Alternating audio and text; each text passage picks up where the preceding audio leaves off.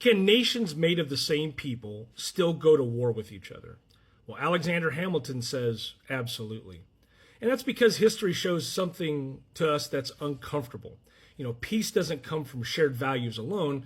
It depends on structure and interest and restraint. So welcome to Federalist number 6, where Alexander Hamilton warns that if America splits apart, our worst enemy won't be Britain or France, it'll be ourselves. I'm Matt Haskell, and I'm a high school history teacher at a small public high school, and I'm taking you through, the Federalist Papers, and we're up to Federalist number 6. And we just finished with John Jay with 3, 4, and 5. 2, 3, 4, and 5. But he's just finished 3 essays on why unity means peace. And Hamilton now says, yeah, that's all true, but it's not enough. So even if foreign powers leave us alone, disunion would unleash our own rivalries. You'd have states competing for trade and territory and pride. And so the seeds of war are already within human nature. And without the Constitution, Hamilton argues those seeds will sprout fast. And Hamilton's thesis is rather blunt. Men are ambitious, they are vindictive, and rapacious. In other words, self-interest is not just a personal flaw. It's a political constant. History proves it. And assuming Americans are somehow above that truth, that's dangerous wishful thinking. So, Hamilton walks his readers through examples, like a lawyer building a case. So he goes through some history. He will cite Pericles of Athens, who led his people into the Peloponnesian War out of pride and ambition.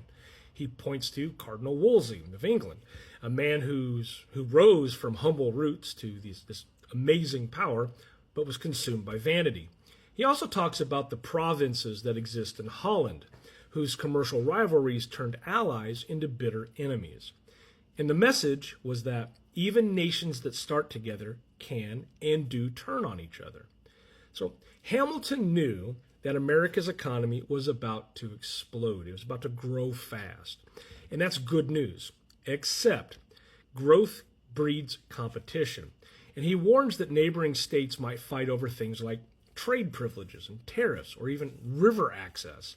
The northern states could clash with southern states over markets. Western states could feud with the eastern coastal states over different resources. And these aren't wild hypotheticals. They're reoccurring patterns in history.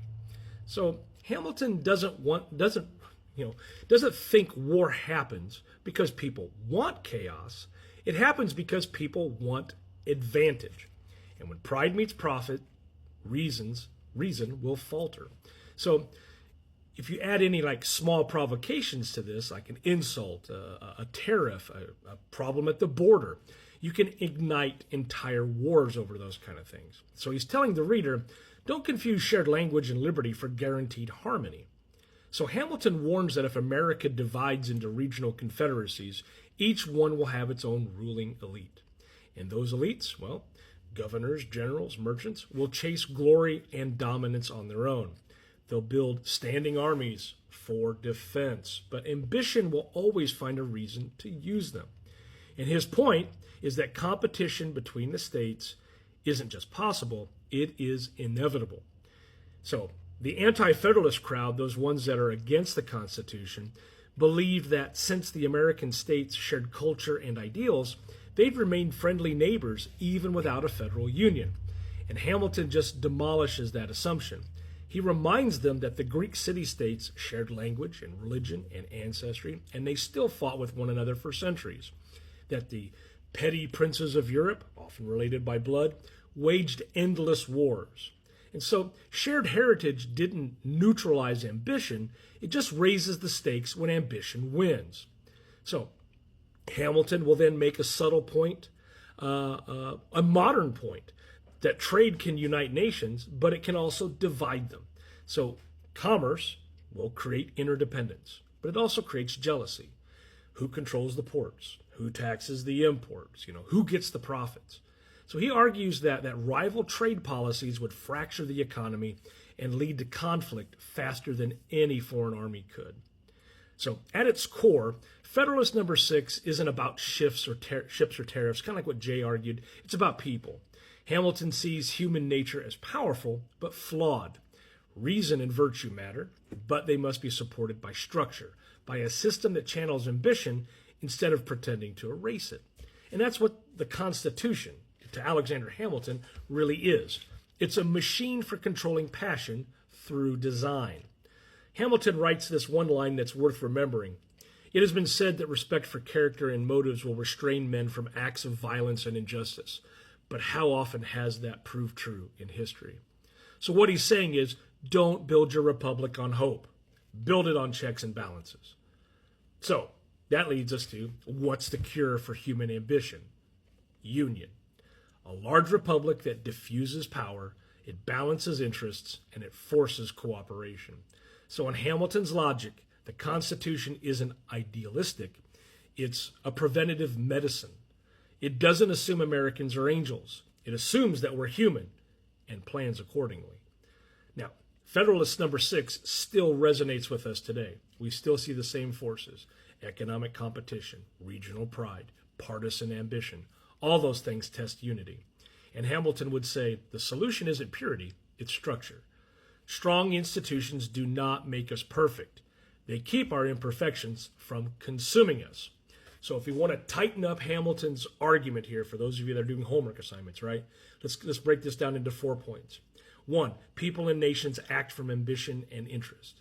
2, separate confederacies would multiply those rivalries. 3, history proves common culture isn't enough to prevent war. 4, only a unified system, one republic, can balance ambition with stability. There you go. There's your summary. That's the Federalist number 6 in 4 lines. Now, the takeaways from this, well, 1, human nature is constant. Ambition and pride don't vanish after independence. 2, commerce unites, right? But it can also divide without regulation and fairness. And the 3rd point would be that the Constitution is a safeguard against ourselves, our envy, our ego, and our history. So, when you read Hamilton here, it's not just politics, it is philosophy. It's realism dressed as patriotism. He's saying, yes, we won the revolution together, but keeping the peace will take more than just goodwill. We need structure to protect us from human nature, our own and everyone else's. So I'm Matt Hasquin, and this is another of those things you should know by being alive, Federalist number 6. If this helped you see the founding debates in a new light, hey, share it. If you've got a buddy that's a huge fan of history, share it with them. Give me a follow. And hang around, because Federalist number 7 will be our next episode. Thanks for taking the time to watch.